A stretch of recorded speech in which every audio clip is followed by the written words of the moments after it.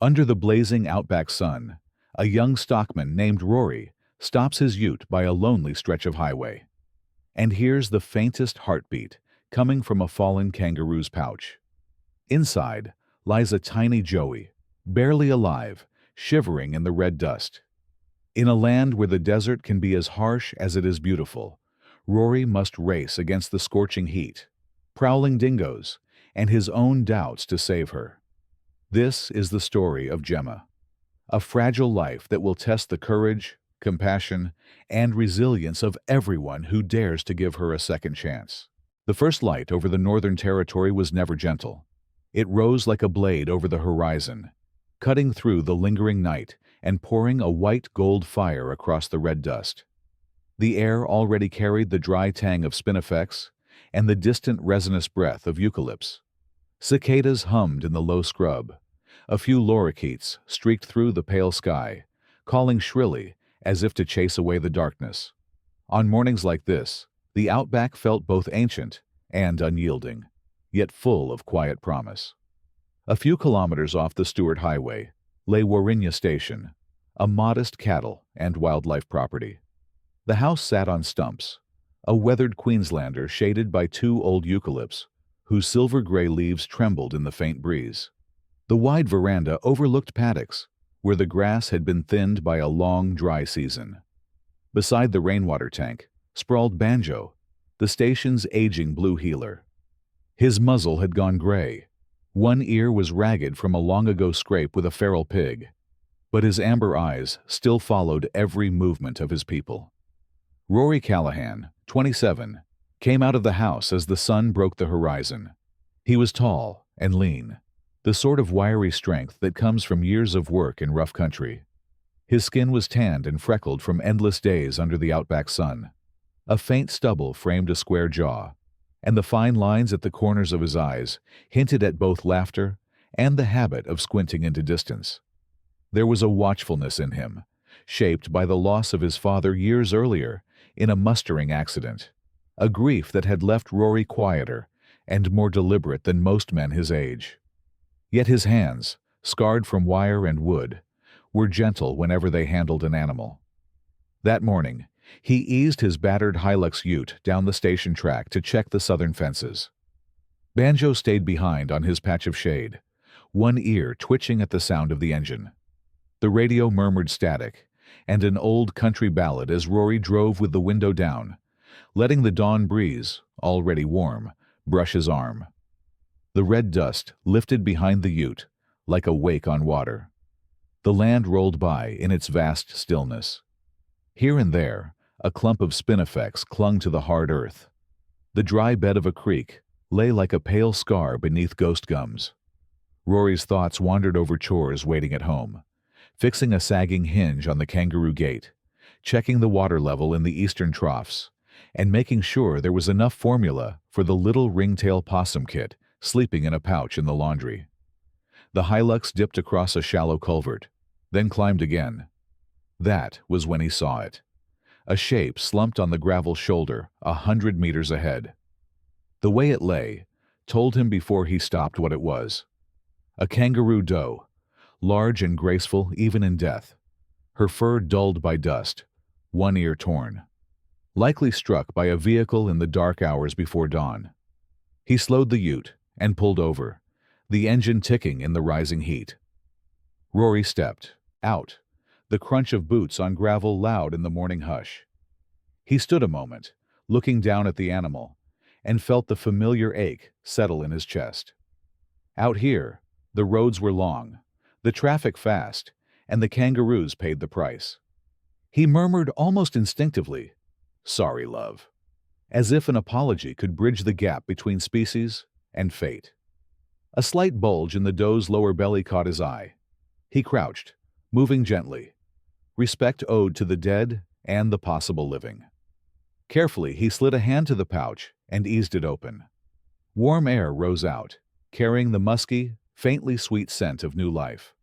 Curled inside was a small joey, its fur fine as ash-brown smoke, its eyes open but dazed, tiny chest fluttering with a rapid heartbeat. The joey gave a thin squeak, too soft for the vast empty land. Relief and urgency came together in Rory's chest. He slipped off his overshirt, rolled it into a cradle, and with steady hands, lifted the joey free, supporting the long legs and fragile spine as his grandmother had taught him. The little creature pressed its nose against the fabric, seeking warmth. Rory tucked the bundle inside his open vest so that it rested against his chest, skin to fur. Skin warmth, Matilda always said, is the first medicine. He carried the joey to the passenger seat, speaking in a low, calm tone as he drove again. "Easy there, little miss. You've done well to hold on. We'll get you home to Nan. She knows what to do." The Hilux hummed along the dusty track back to Warrinya. A road train thundered past on the highway, rocking the smaller ute with its wake of hot wind, the driver raising 2 fingers in a distant salute. The joey stirred weakly at the sound, but settled again against Rory's heartbeat. At the homestead, Banjo rose stiffly and trotted forward, tail giving a slow wag. He sniffed at the bundle and snorted, not unfriendly, but cautious. Rory murmured, "A friend, mate," and Banjo stepped back, content to watch.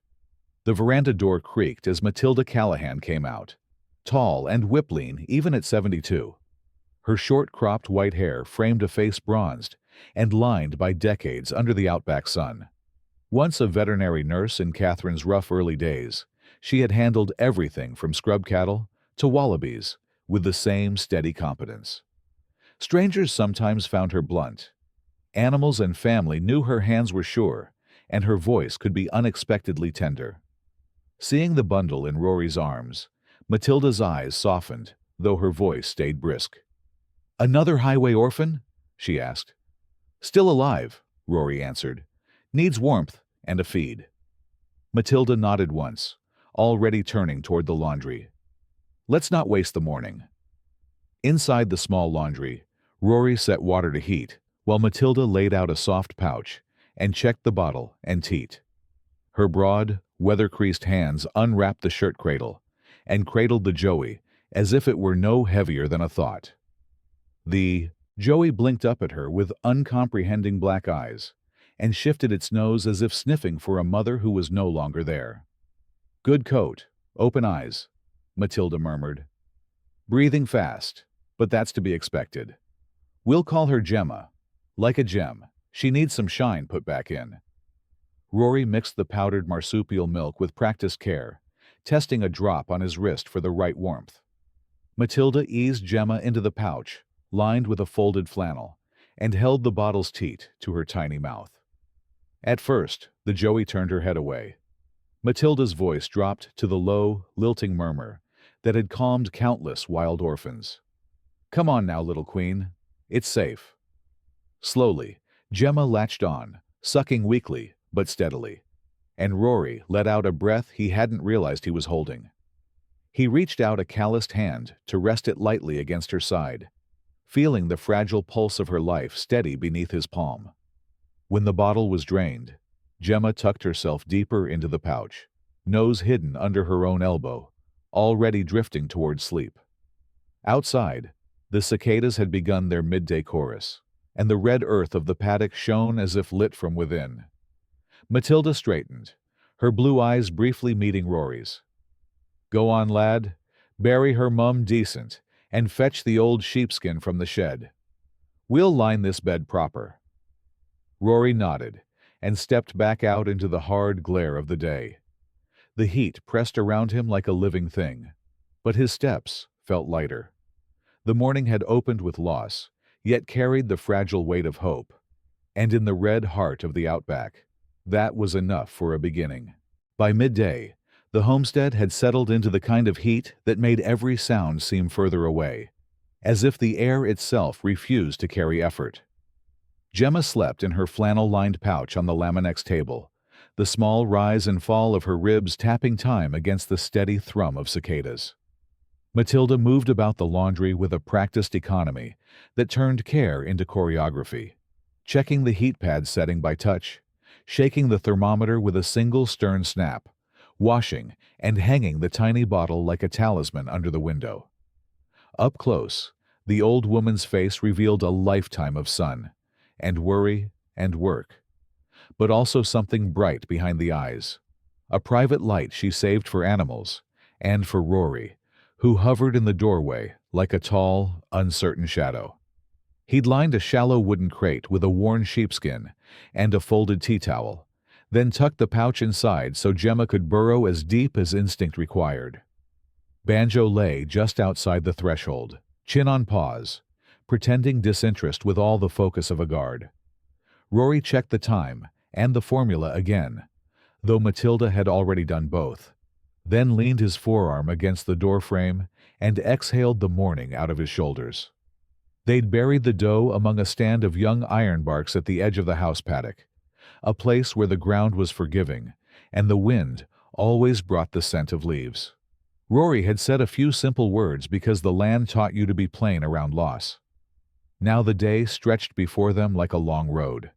They would walk it 1 hour at a time, and if they did everything right, the hours might add up to something called survival. "Temperature?" Matilda asked, not looking up. "Warm," Rory said. "Not hot." He slid the back of his knuckles along the pouch's rim and felt the flannel's gentle heat. "Feels right." "Good," Matilda said, turning with the bottle. "You take this feed. I'll watch her jaw." Rory sat, the chair legs creaking in the quiet. He cradled Jemma the way he'd been shown, long spine supported, hips gathered, head nestling in the crook of towel and palm. Up close, she smelled faintly of dust and milk and something green, like crushed leaves. Her eyes were glossy and black, the pupils slow to adjust. A thread of milk clung to the corner of her mouth as she yawned a tiny, papery yawn. Rory tipped the bottle's teat to her lips and waited. "No rush," Matilda murmured, a rhythm in her voice as sure as a metronome. "Let her mouth find it." Jemma turned away twice, and a third time, refusing the unfamiliar shape, then, drawn by scent or the remembered feel of feeding, latched with a tentative pull. Rory's breath eased. The joey worked in small, determined sucks, each one a vote of confidence in the universe. When she paused, Matilda scratched lightly along the line of her jaw with a blunt knuckle, and Jemma resumed as if the touch had nudged her back onto the world's rails. "Good girl," Matilda said. "Strong jaw. That's half the battle." The rest of the day unspooled in ritual. After the feed, Rory wiped Gemma's mouth and rubbed her belly with a soft circle of flannel to help her digest. He weighed her on the little kitchen scale that Matilda had once used for sponge cakes, noting the number with a stubby pencil in a ruled notebook labeled Joey's and Others in Matilda's uncompromising hand. He washed the bottle and set it to dry, then crouched by Banjo to let the old dog sniff his milk-sweet fingers until that watchful tension in the healer's shoulders eased into acceptance. In the mid-afternoon lull, a dust plume grew along the track from the highway, and a white Land Cruiser with a kangaroo guard on the front rolled into the yard. The door swung open, and Dr. Lyle Barrett climbed down, carrying a battered metal vet's case in one hand and a cooler bag in the other. Lyle was in his late 50s, thick through the chest and neck like a stocky bull, with forearms tattooed in fading blue lines beneath sun-browned hair. His beard was salt and pepper, short and neat, framing a mouth that preferred understatement to optimism. Deep crow's feet brackets his eyes, not only from glare, but, Rory suspected, from looking at hard things kindly. Lyle had come north as a young vet during a drought, and had never managed to leave. Sometimes the land kept you not with welcome, but with responsibility. "Heard you caught yourself a project," Lyle said, squinting toward the open laundry door where the pouch lay, then glancing at Matilda with a nod that contained 3 decades of mutual respect. "We don't catch them," Matilda said. "They catch us." Lyle huffed a laugh and set his gear on the veranda table before stepping into the laundry and washing his hands like a man who had done it 10,000 times. He knelt beside the pouch and peered in without touching, reading the small signs: breath rate, skin tone inside the ear, the barely there tremor of muscles working.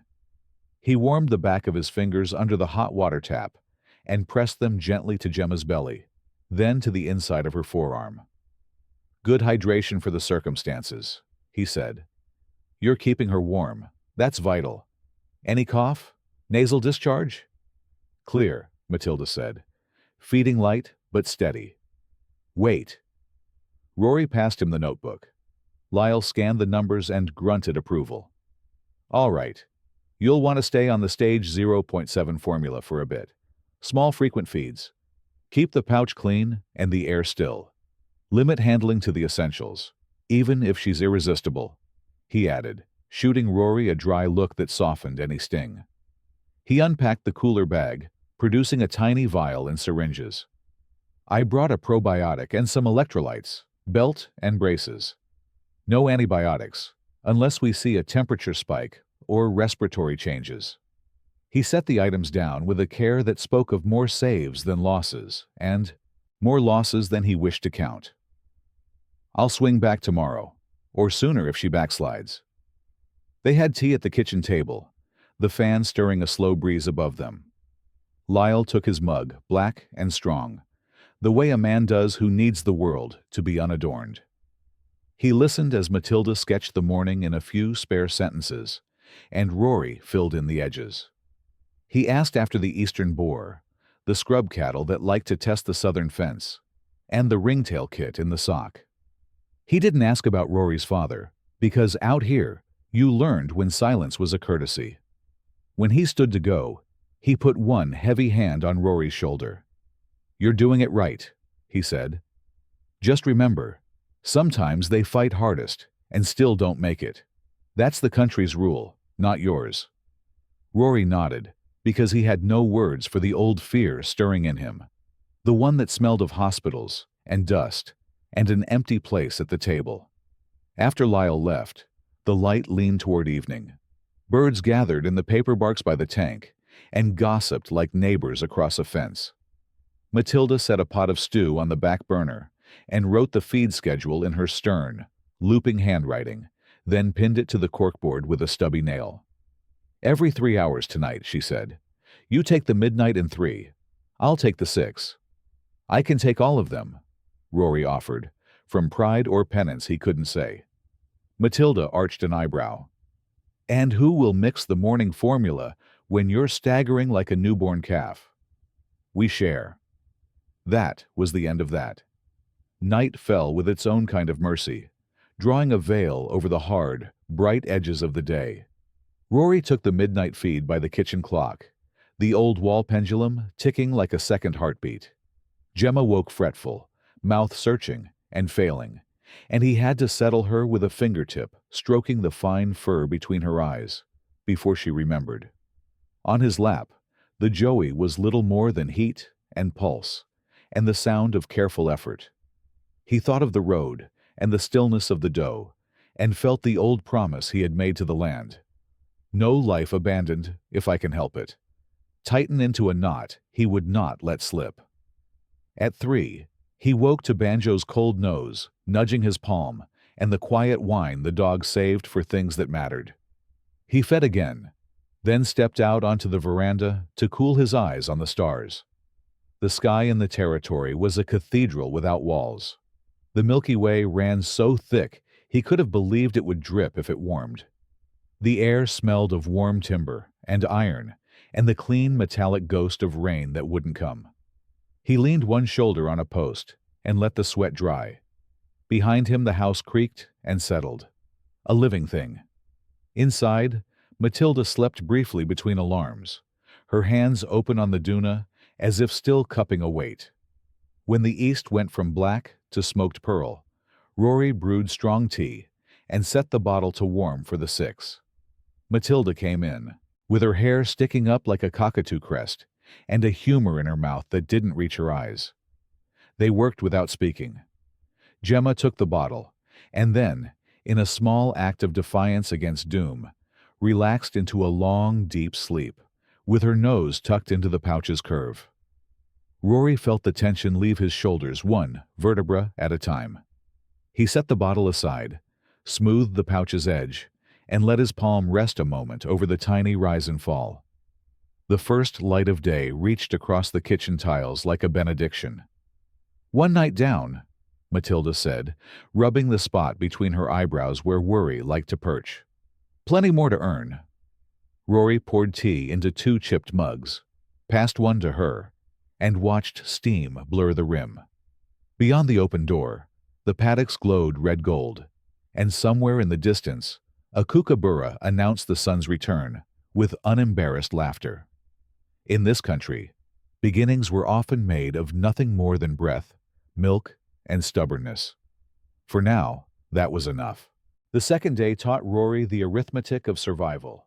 Milliliters, grams, minutes between feeds, degrees on a narrow thermometer scale that had no patience for guesses.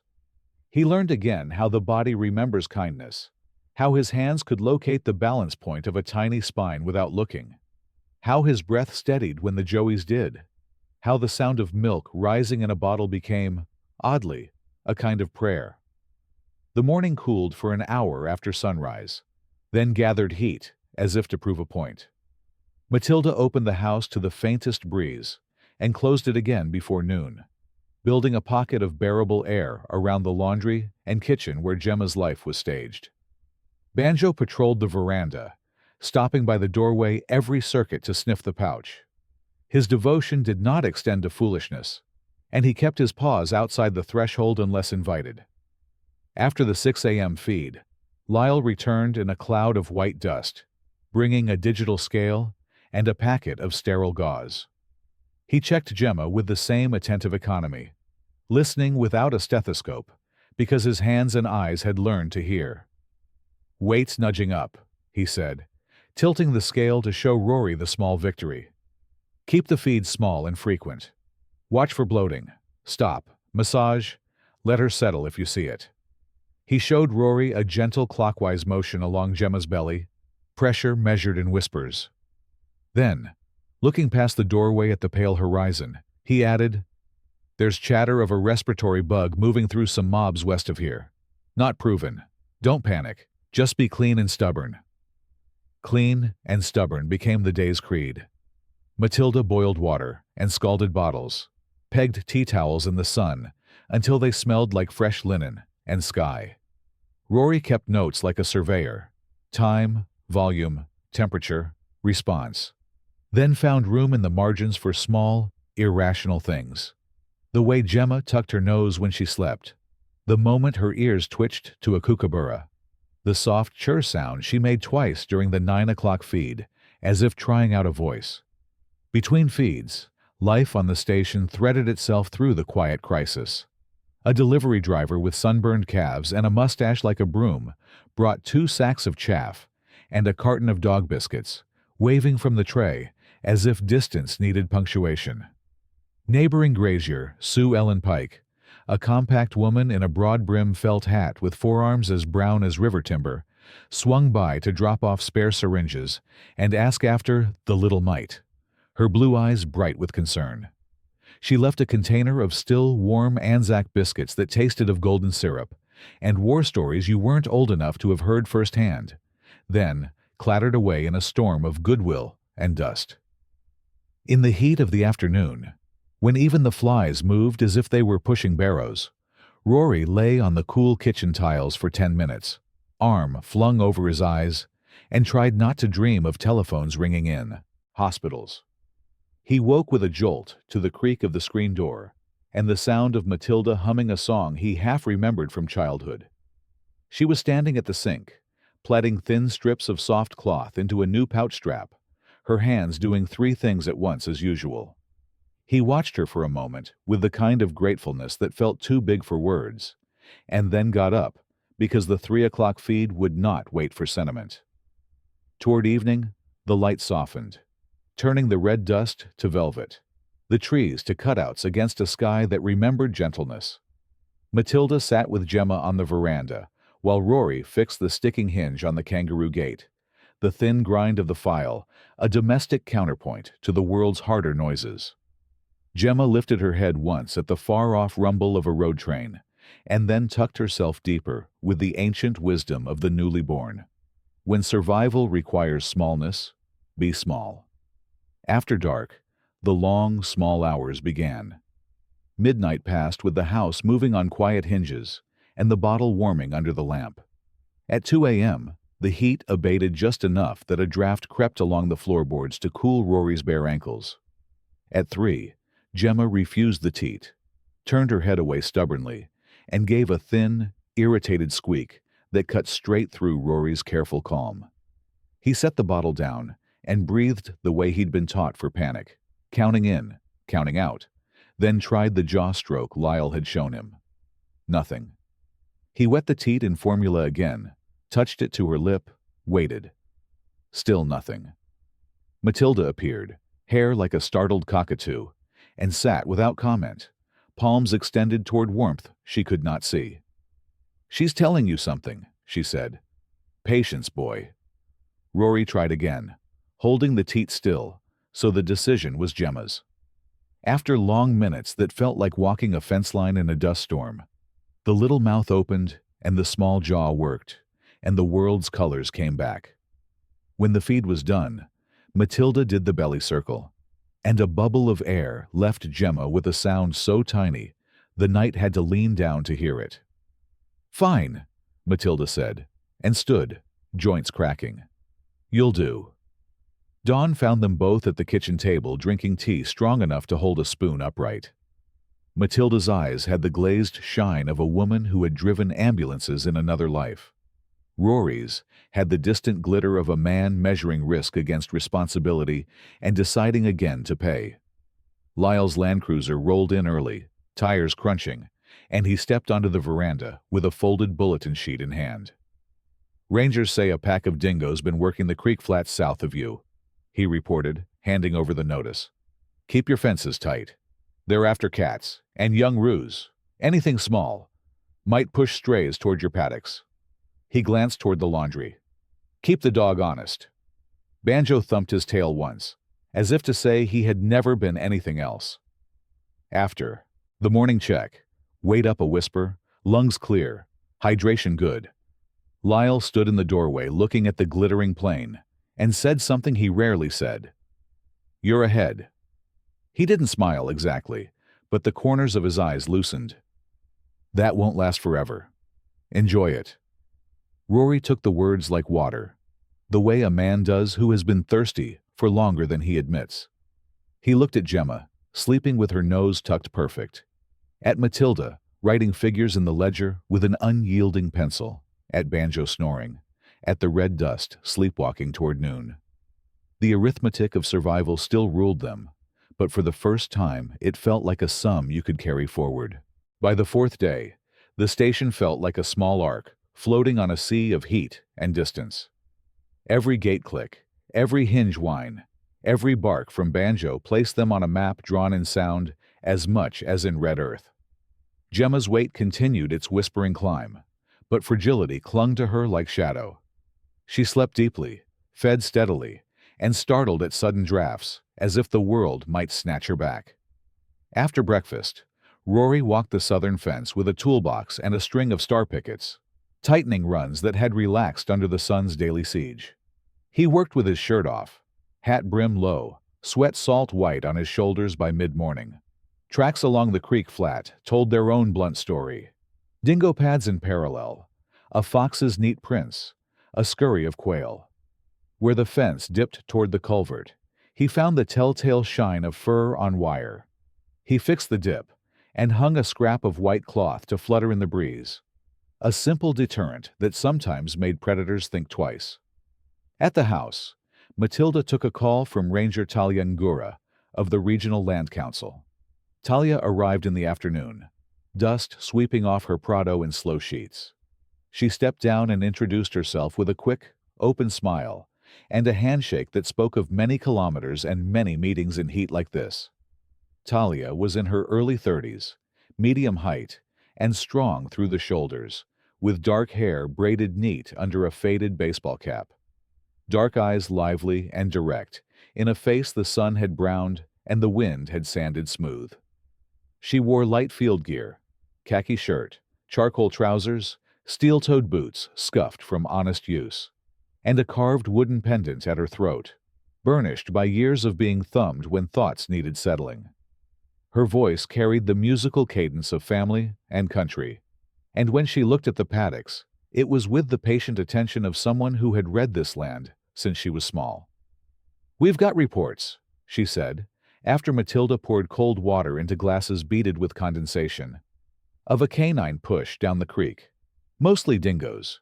Maybe a dog gone wild. They're smart. Hunt in the cool, work the edges. We want to keep the pressure off your wildlife rehab and off your calves. Council's putting together a community night next week. Show people how to harden their perimeters without doing stupid stuff." She rolled her eyes, an eloquent punctuation mark for every quick-fix trap that caused more harm than good. Rory liked her immediately. He liked the way she listened to the breeze as if it might interrupt with something important. He liked that she asked to see Jemma only after shoes were left at the laundry threshold and hands were washed. "Tiny one," Talia whispered, looking into the pouch with unconcealed delight. "Fierce heart, though." She glanced at Rory over her shoulder. "They all have it. Country gives it to them." "Or takes it back," Matilda said, not unkindly. Talia nodded, acceptance of both truths. They walked the fence line together in the late light, the three of them moving easily with the rhythm of practical people, measuring, adjusting, tying off. Talia showed Rory how to set a visual wash along a suspect stretch using old flagging tape, irregular lengths that snapped in the slightest air and made cautious animals reconsider. She recommended raising the bottom wire in 2 places where young roos needed a clean path. "Don't make your paddock their trap," she said, and shared a story about her grandfather teaching her to read ground like a book. He'd say, "Don't assume the story stops at your fence. It keeps going. Learn to read the next page." By dusk, a breeze had risen, lifting heat from the ground like steam from a kettle. They stood by the tank and watched a small mob of wild roos graze at the far edge of the house paddock. Does and lanky adolescents, a big gray buck, standing sentinel with that muscular blend of grace and vigilance. "If a respiratory bug is moving through the west," Talia said quietly, "you may see thin ones wander, looking for easier ground." She tapped her radio clipped to her belt. "We're watching. Call if you get anything that makes your neck itch."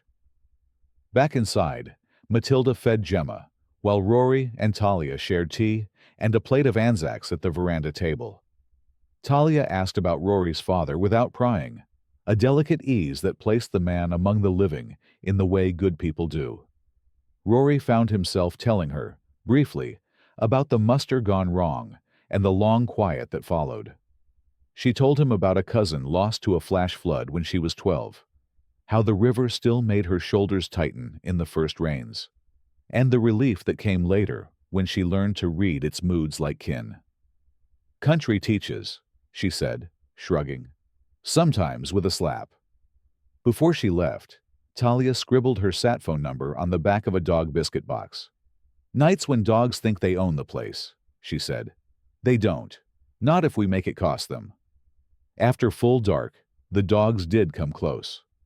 Banjo raised his head before any human heard a thing and let out a low, rolling growl that lived in his chest. Rory stepped onto the veranda, boots unlaced, headlamp dark, and stood for a long minute letting his ears stretch. The night told its secrets grudgingly. There, a pad on dry leaves. There, a whisper of breath where no human should be. He clapped once, sharp and bright, and the silence sprang back like elastic. Whatever had been near decided the house was more trouble than it was worth. At 11, he walked the fence to the culvert, with a torch kept low, the beam a short blade of light at his boots. He found fresh prints at the flagging tape, and a fox's neat circle where it had sniffed and turned, offended by the plastic's chatter. He raised the bottom wire an inch at the kangaroo pass, satisfied to think of the wild ones, slipping through cleanly instead of tearing hide. By the time he came back, Jemma had taken her feed and tucked herself deep, only the tip of one ear showing above the pouch's fold like a small, stubborn flag. Matilda had left a note on the corkboard. "Good wait. Good poo. Get some sleep." And gone to snatch an hour. Rory leaned a shoulder to the doorframe and watched the dark beyond the yard, where the country kept its older laws. The fence sang gently in the breeze, a wire song that said, "Not everything strong must be hard." He checked the locks, banked the stove, wound the kitchen clock, and stood one last time over the pouch to feel that slight, present warmth. The red dust carried a hint of cool off the flats. Somewhere out there, the wild mob moved like a low tide under starlight. He thought of Talia's words, "Don't assume the story stops at your fence," and felt the chapter of their small, stubborn work widen by a page he hadn't seen before. Weather carries its own voice in the territory, and that morning it spoke in a low, restless murmur. The air felt heavier, as if the sky were leaning down to listen. The birds kept their counsel, and the wind ran its fingers the wrong way through the eucalypts. Over the highway, a dirty shelf of cloud dragged its hem along the horizon. Matilda sniffed the air like a stock horse and said, "Storm somewhere." The heat built not by degree, but by pressure, a weight on the breath. Rory moved through chores with the unease of someone waiting for a knock. He set extra water bowls beneath the paper barks, checked the generator's fuel, and pulled old towels and tarps from the shed to fortify the veranda against sideways rain that might never come. By noon, the light had gone pewter, and the cicadas had fallen silent. Jemma fed well at 12 and dozed, her ears twitching at thunder that had not yet found its voice on the ground. At 2, the first drops hit, fat and argumentative, then turned to a sudden squall that slapped the house on the diagonal, driving dust into mud, and mud into rivers that gossiped along the yard's low points. The roof sang under it. Banjo planted himself at the laundry threshold, displeased by weather that didn't respect boundaries. During the 3 o'clock feed, Jemma paused mid-suck and sneezed twice, a small wet sound that made Rory and Matilda exchange a glance neither wanted to name. After, Matilda took her temperature with the thin digital probe. The number settled a touch higher than Comfort liked. "Watch," she said, a word that carried 2 lifetimes of triage. By 4, the storm had worked itself sideways into a dust-laced wind that made daylight look like water with dirt in it. The barometer dipped. Gemma's breath picked up to a shallow flutter. She turned her head away from the teat at 5, then coughed. A frail, papery cough like paper crumpling gently. The room contracted around the sound. "We're not waiting," Matilda decided, already pulling the emergency carrier from the shelf, an insulated soft crate, rigged for a pouch and a hot water bottle. "I'll call Lyle. You drive." Rory moved fast, the world clearing to essentials: bottle, pouch, carrier, keys. He tucked Jemma into the travel pouch against the warmed bottle and set the crate beside him on the ute bench, one hand on the wheel, the other splayed over fabric so he could feel, if not fix, the rhythm beneath. The storm laid a dirty hand across the highway, cutting visibility to a mean, narrow tunnel. Road trains threw wakes that slapped the Hilux sideways. Rory's jaw set, eyes narrowed to a knife's edge. He drove like a man holding a thread taut and refusing to let it fray. At the clinic in town, the fluorescent lights felt indecently bright. Marin Doyle, the clinic nurse, met them at the door. A compact woman in her 40s, with short auburn hair and freckles like constellations across sun-browned cheeks, steady hazel eyes that calmed frantic voices before they rose.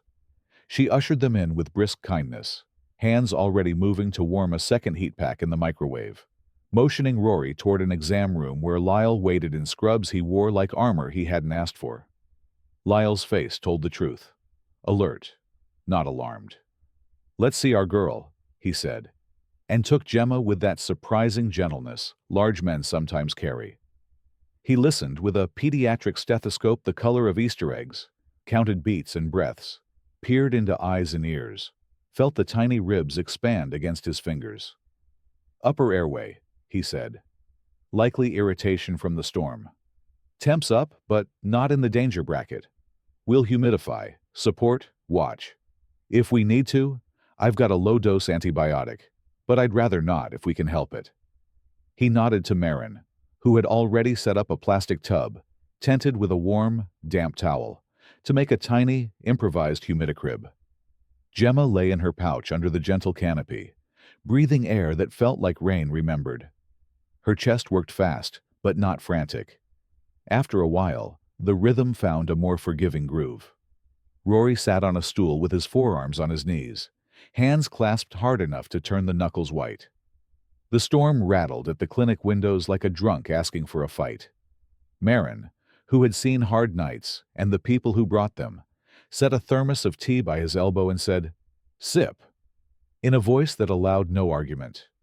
Time reassembled around small tasks.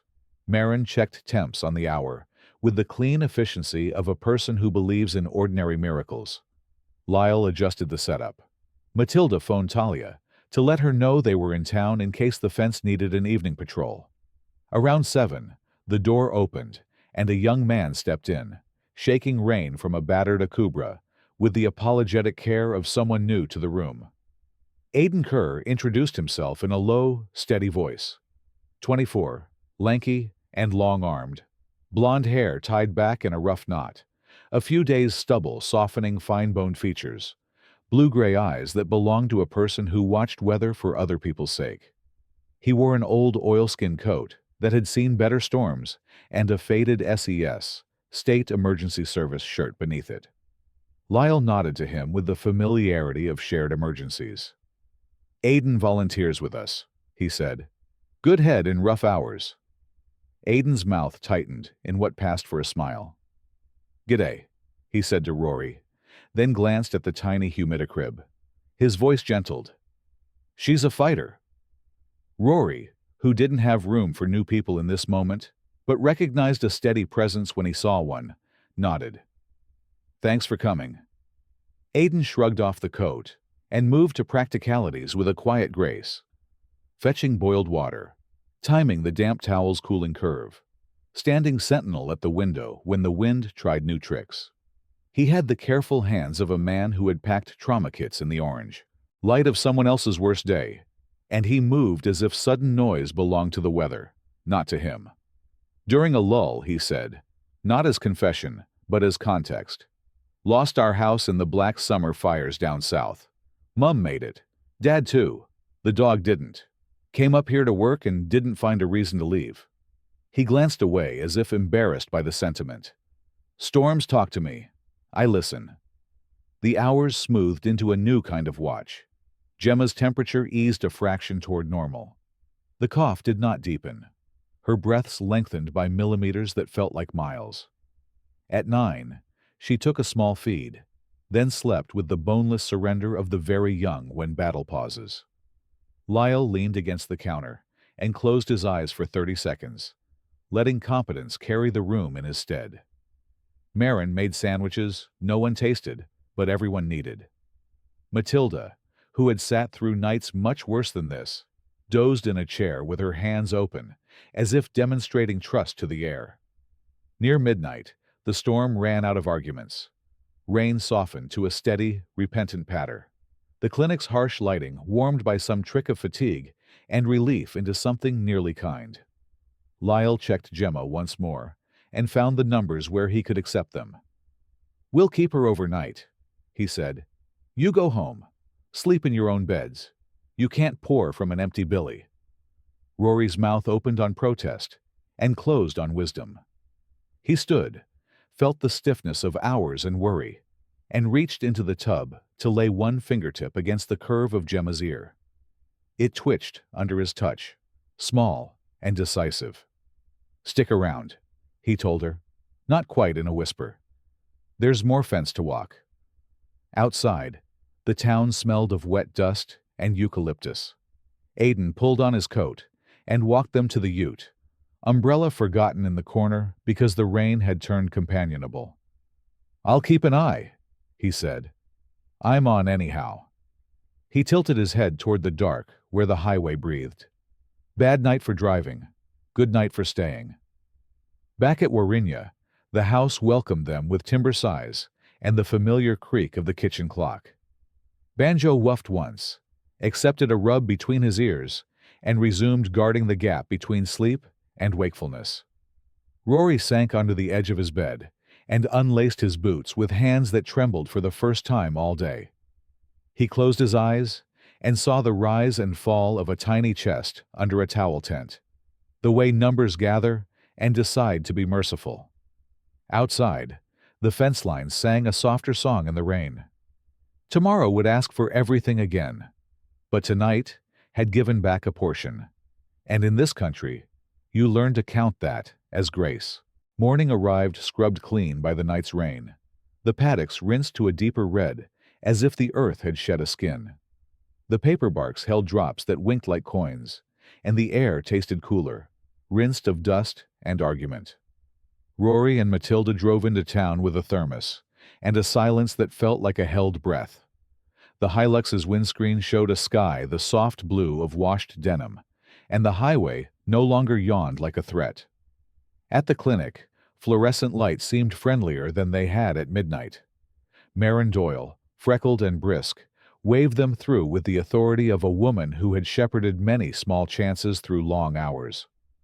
Lyle Barrett stood by the improvised humidicrib, with his sleeves pushed to the elbow, beard tidier than it had been, and eyes creased by a tiredness he wore like an old jumper. Jemma lay in her pouch under the damp towel canopy, breathing steady, the tiny fur along her ribs moving in that confident, unshowy way the living have when they've chosen to keep going. Lyle listened, watched, then nodded once, the movement small, but decisive. "She's on the good side of the hill," he said. "Keep it slow. Home today if you keep the air still and the feed small." Aidan Kerr, tall and long-armed in a faded SES shirt that smelled faintly of rain, leaned against the doorframe with a mug of tea and the look of a man who had kept vigil without complaint. He smiled with just one side of his mouth, relief held down to a practical size. "She told the storm to shove off," he said, in the modest way of people who believe the weather listens but don't boast about it. On the drive back to Warrinya, Jemma traveled in the insulated crate on the passenger side, the warm bottle wrapped and tucked just so. Rory drove with one hand on the wheel and one splayed over canvas to feel the small, steady beat of her life. Matilda watched the horizon, the stiff line of her shoulders gradually softening, palms open on her knees, as if to receive whatever the day meant to give. The homestead greeted them with the creak of timber drying in sun, and Banjo's heavy exhale from the veranda, old blue heeler, graying muzzle, one ragged ear, and eyes the color of pale honey, rising with the dignity of a dog who claims each threshold as both job and privilege. Back in the laundry, the world resumed its careful arithmetic: temperature, hydration, volume, rest. Matilda lowered her voice to a lullaby register that animals remember without knowing why. Rory stirred formula at the exact warmth, tested on wrist, waited for the tiny jaw to say yes. Gemma's breath stayed even. When the bottle emptied, she tucked her nose into the pouch's curve with the trust of the saved. Late morning brought Ranger Talia Ngura across the yard in sun-bleached boots and a charcoal work shirt, dark braid over one shoulder, wooden pendant warm against brown skin that carried the map of many summers. She listened with that head tilt she had, as if the place itself spoke through small sounds, then smiled at the sight of Jemma sleeping deep. "Good on her," she said softly. "Good on you lot." Her gaze moved to the back paddock, where an old windbreak shed leaned, as if tired of standing alone. "That soft release yard we talked about. Want me to walk it with you?" They walked the boundary in a slow arc, Rory, Matilda, and Talia, stepping the ground like tailors measuring cloth. The plan was simple and kind. A modest, predator-tight enclosure adjacent to the house paddock, shaded by paper barks, bottom wire raised in two places to teach clean passes, a double-gate system to prevent bolting, Hessian windbreaks along the southerly side, a dripper hose to raise a strip of green pick when rains failed. Talia showed Rory how to hang strips of shade cloth at uneven heights, so eagle shadows wouldn't throw panic, and where to site a hide log, so Jemma would learn the shape of refuge. "Country is the teacher," she said, "but we can set a decent classroom." Aiden arrived after lunch in his oilskin coat, rolled under one arm, and a coil of fencing wire in the other, blonde hair tied back, stubble shading fine-boned features that might have looked boyish if not for the set of his mouth. A man whose humor had learned to make room for loss. He did not announce himself. He found the line and went to work beside Rory, boots digging, hands competent. Where Rory dug post holes and set pickets, Aiden ratcheted wire with a patience that produced a clean, low song when the fence sang in wind. Matilda measured, cut, and stitched pouch slings from old flannel sheets and Hessian sacks with a seamstress's stern pride, then pegged them in the sun to smell of linen and clear weather. The yard grew through the afternoon like a decision made sensible. Posts square, wires true, gates tested twice, then again. Talia left her sat phone number on the chalkboard by the sink, and a laminated card on wildlife release guidelines written in plain English with no room for heroic shortcuts. Lyle called at 3, with the kind of check-in that sounded casual and wasn't. "Any cough? Any drift up in temp? Good. Keep the room air still. Don't chase feeds she won't take." In the lull before evening, Rory carried Jemma, pouch nested against a hot water bottle, onto the veranda to let her feel the day without tasting its dust. Banjo lay an arm's length away, with his chin on paws and a theater of indifference. His amber eyes flickered to the pouch when he thought no one watched, and his tail thumped once like a vote. A small mob of wild roos grazed at the far end of the house paddock in the low light. A lanky subadult buck, 2 does, one heavy in the belly, another with a pouch bulge that spoke of a life not yet looking out. They grazed, lifted heads in unison at a noise only they heard, then went back to their steady crop. Gemma's ear twitched at the sound of their hop, a muscle memory waking up to a future it hadn't yet reached. After sunset, the air cooled into benevolence. The new yard stood ready, Hessian softening its outline, shade cloth ticking lightly, a shallow dish of clean water placed where a paw could find it without thinking. Matilda, sleeves rolled, hair flattened in a line from her cap, looked at their work with approval. She pared down to a single nod. "We'll start tomorrow," she said. 10 minutes in the yard. Feel the ground. Smell the night. Then back in the pouch. No heroics." "Yes, boss," Aiden said cheerfully, wiping dust from his forearms.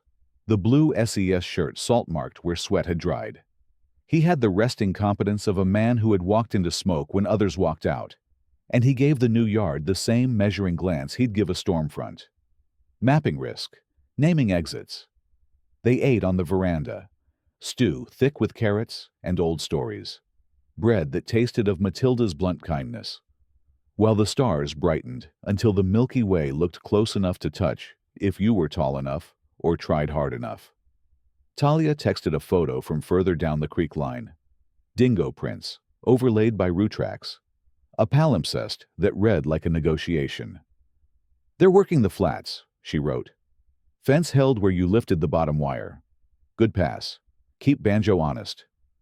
Banjo, hearing his name, snored louder, a bass note of domestic authority.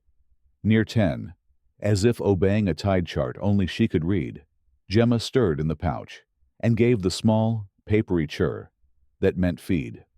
Rory warmed the bottle, checked temp, waited for the delicate jaw to say yes. It did. He watched the tiny throat work and felt his chest loosen in that humble, grateful way that never got old.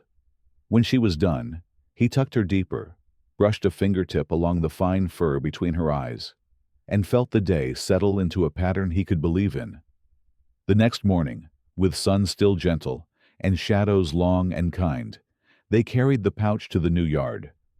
The air under the paper barks smelled of leaf and clean dust. The ground held the memory of last night's rain, like a secret it meant to share later. Rory crouched, set the pouch down within the Hessian's lee, and eased Jemma out, as you might ease a story's first, fragile sentence into the air. Her legs unfolded in uncertain lines. She blinked at the bright, then lifted her nose to a world that held, all at once, heat, eucalypt, ant, water, fence, sky. A library of scents that wrote themselves into her. For 3 minutes, she did nothing but breathe and look. Then, in a movement so small it might be called a whisper, she pushed her weight onto long feet built to carry distance and made one hop, then another. Then she stopped and tucked her chin as if to ask whether joy counted as an allowed medicine. "That's enough," Matilda said, practical even at miracles. Let her finish wanting more. They tucked her back, weight light and heartbeat even. The yard waited. A promise, kept in timber and wire. The paddocks breathed. And somewhere beyond the fence, the wild mob moved like a low tide across red water, not knowing their story had widened to make room for one more heart. By the end of the week, the station had learned Gemma's rhythm, the way a household learns a newborn's. Feeds like hymn refrains, naps like stitched seams between chores. Small explorations that grew from minutes to twice as many minutes with the patience of people who understood that time is a medicine too.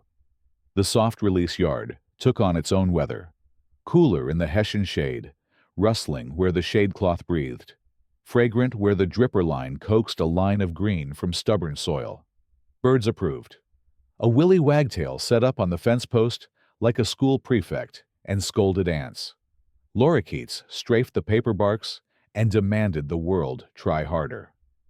On a morning bright enough to make the iron roof blink, Talia pulled up with laminated posters and a coil of nylon rope. "Community nights at the hall Wednesday," she said, grin quick and conspiratorial.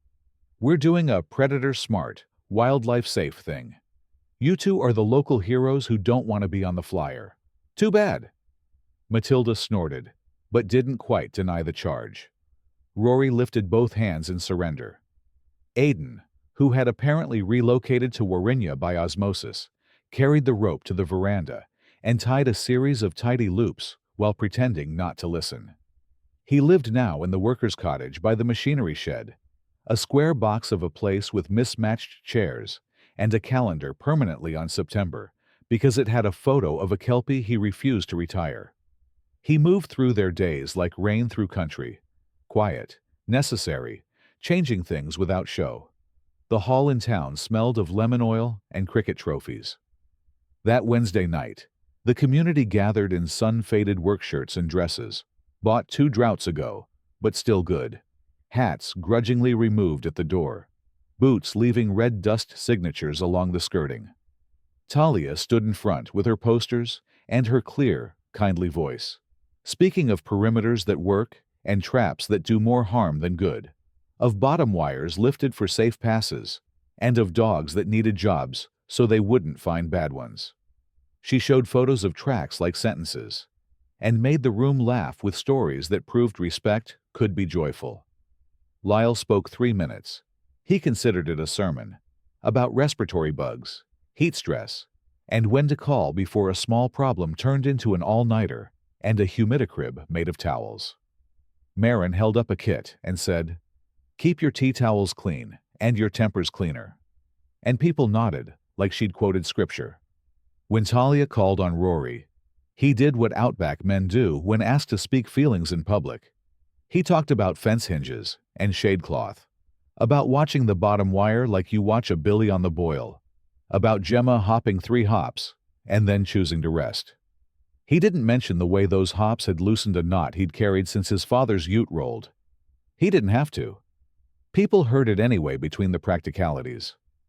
After, a circle formed around the urn and the scones. Sue Ellen Pike pressed Anzac biscuits into Matilda's hand with the force of a woman who weaponized kindness. A stockman, with a scar like a comma at his hairline, admitted he'd been setting stupid wire loops and agreed to stop. A schoolteacher asked if Year 4 could come see the soft release yard for a unit on how not to wreck things you love by loving them wrong.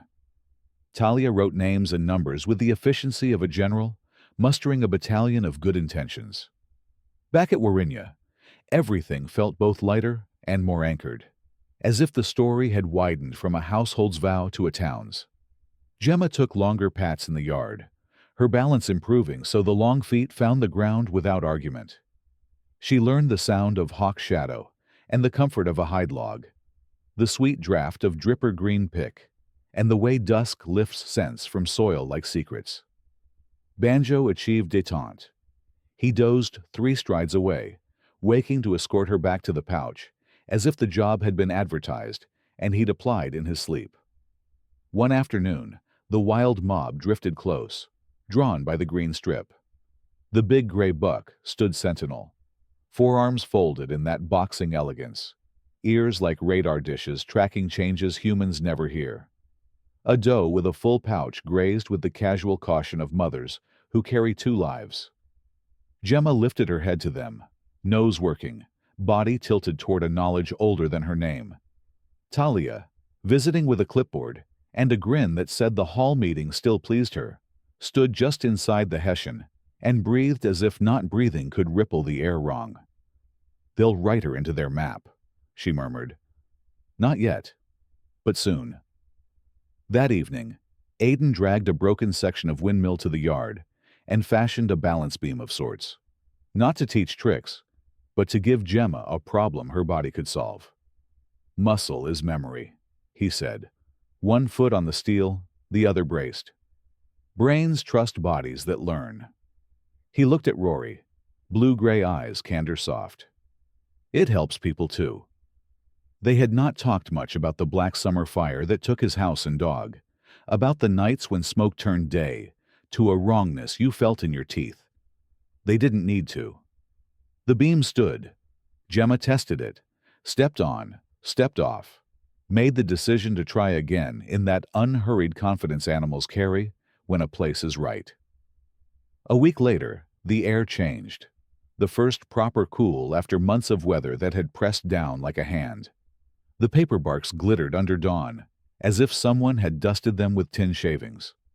Lyle visited and found clear lungs, steady weight, the kind of bright eye that speaks before words. He wrote soft release trials in Matilda's ledger with an engineer's neatness and the hint of a smile beneath his short beard. "Double gate," he reminded, "and no theatrics. If she balks, you stand down." They did it at sundown, when the paddocks glowed and shadows grew kind. The first gate opened. The second stayed closed.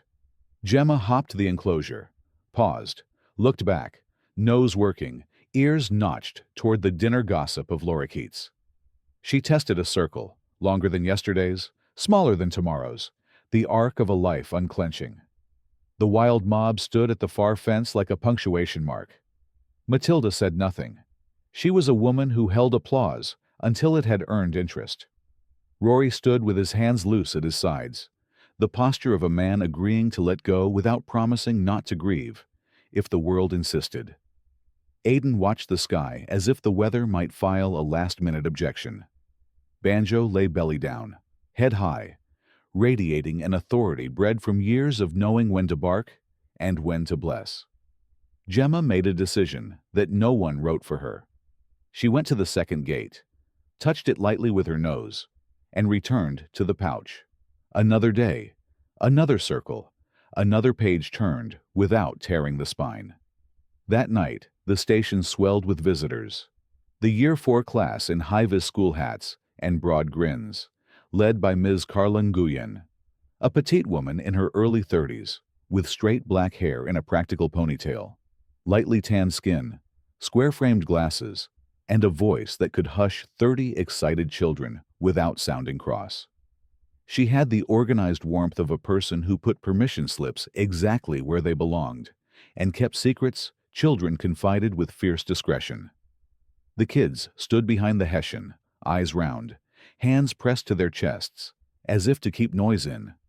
Ms. Nguyen explained soft release in terms of lunchboxes and training wheels. Talia translated ecosystems into playground etiquette. Take turns, don't corner, leave space to pass. Matilda showed the ledger, the tidy columns of dates and grams that turned care into proof. Rory knelt by the Hessian and told them why the bottom wire had to lift for small bodies to pass without tearing. A boy with a scabbed knee asked if Jemma would remember them when she grew up. Miss Nguyen, who believed in truth delivered kindly, said, "She might remember the feeling of safety. That's enough." The sun fell. The class waved. The bus engine hummed the key of home. Quiet folded itself back over Warrinya with the intimacy of a blanket. Later, when the stars had thrown their salt across the dark and the fences sang a thin silver line of wind, Rory opened the second gate and stood aside. Jemma slid through, not in a rush, but like rain finding a path it had always intended to take. She crossed the house paddock, paused to taste the night, then drifted toward the wild mob with a body that had learned its own story again. The big gray buck sniffed, assessed, did not object. The doe with the full pouch grazed 3 steps sideways to make room in the story's margin. Jemma lingered at the edge, a footnote becoming a line of text. She turned once, back to the Hessian, the veranda, the old dog, pretending sleep, the woman who stitched, the man who learned to wait, the volunteer who watched storms, and then faced the red distances. No music swelled. The country does not do crescendos, only continuance. She hopped into the dusk, neither lost nor owned, held by a map older than fences. The house behind her breathed out. Matilda set down her mug, as if concluding a chapter rather than closing a book. Aidan leaned his shoulder to a post and let a smile have both sides of his mouth. Banjo exhaled and put his chin on his paws, jaw briefly between tasks.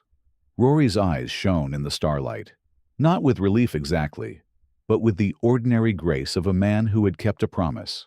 To himself, to the land, to a small heartbeat that had asked for nothing except the chance to live.